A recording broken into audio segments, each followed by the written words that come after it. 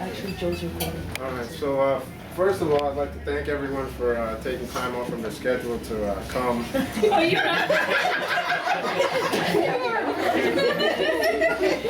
I wasn't going to do anything big or elaborate until today, and then I just had so many things going through my head that I started writing things down. And I typed it in double spaced. And every time I see this group of people, the past couple of years, it's been because of tragedy in our family. And it's nice to bring us together, for all of us to be here to celebrate in something joyous. Especially considering in the family tree, I'm the next branch to go. I'm glad that we're celebrating something today, not mourning me.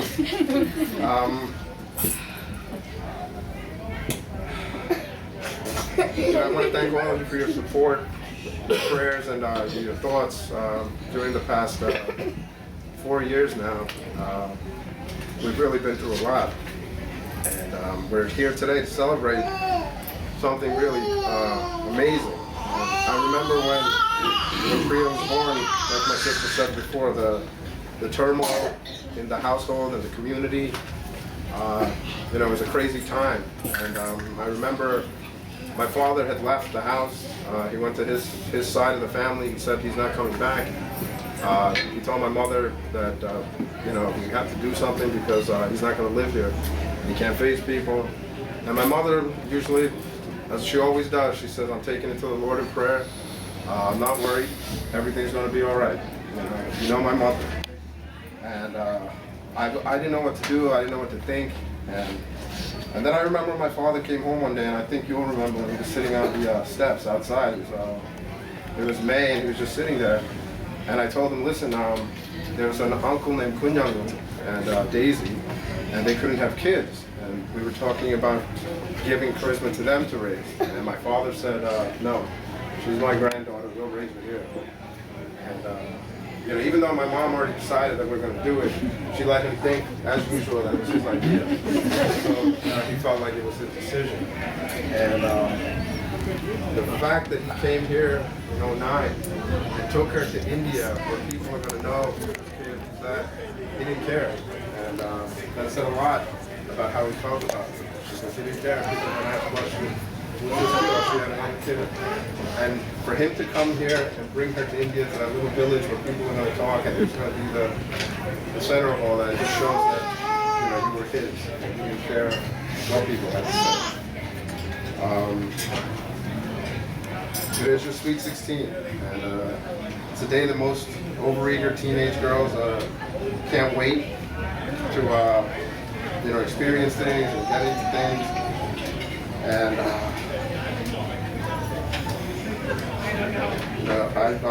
I'm so proud of you. Growing up to be such a strong and amazing person. I'm forced to start seeing you as a young lady now.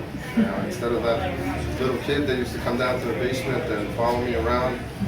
And I want you to be prepared for whatever the world may have to bring. Because you may plan things a certain way, but life has a way of coming up. And I think you've been around enough strong people to know that if you have faith in God and faith in yourself, you can persevere anything and get through it.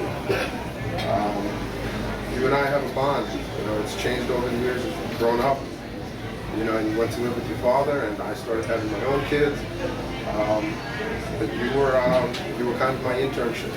You were the first person that I loved more than myself. Oh. You got me ready to deal with what I'm dealing with today in my life right now.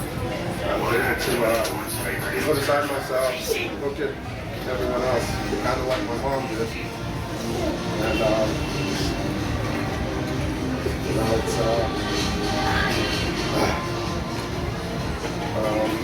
you're going to start doing amazing things in your life as you start going to college.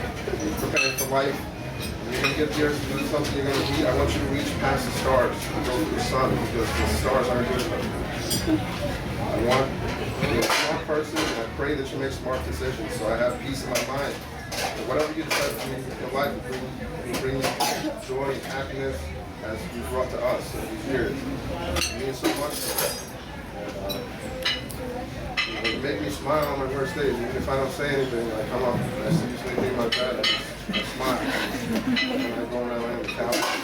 And you're going to learn. The family is probably the most precious thing you have in your life. And you'll understand this a little bit later on in your life. When you get to be my age and you go through some things, you start to reflect on things. When you reach my age. And I want you to shine that beautiful smile that you have, your kind heart, and caring attitudes that fill our hearts and minds with happiness. And I'm grateful to the destiny or the fate, whatever it is that brought you into our life. I wish that you had a life full of joy every day of it. Value people around you and strive for goals. My family's so proud of you because we see your potential. We know that you can do anything you want. And remember that in between goals, you have to live your life. But unlike me and your mother, you need to find a balance in life and have some structure to get things done. I don't want you to go through what I'm going through. And even if you do, this side of the family has a way of learning things the hard way. Eventually you get it, but I don't want you to go through the struggle that you're going through. Preparing for an exam, I want you to know the test is always going to be based on the lecture you missed, the chapter you didn't read. So don't ever miss that. Don't ever not read that chapter.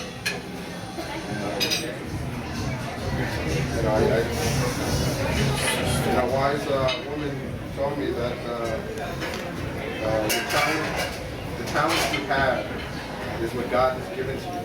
What you do with it is what you give back to God. And I think you know the part of the world. And I want you to continue to be the loving person you are now. And remember that you always have family and friends to support you. Be happy in your life. Okay?